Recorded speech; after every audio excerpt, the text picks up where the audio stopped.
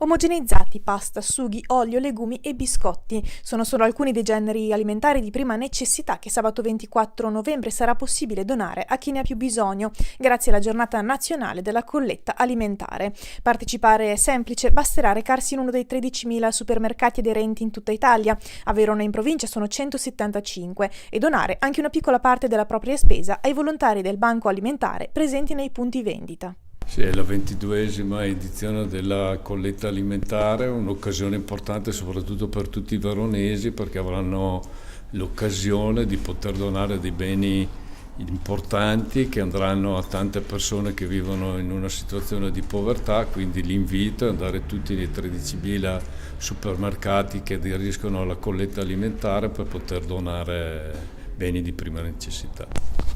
L'obiettivo tutto veronese per questa 22esima edizione è superare le 185 tonnellate di alimenti raccolte l'anno scorso, mentre a livello nazionale si aspira a superare il traguardo dei 16 milioni di pasti. È una grandissima giornata, una giornata per noi sicuramente di grande valore sia per la raccolta che andremo a raggiungere, perché comunque sono prodotti che noi difficilmente troviamo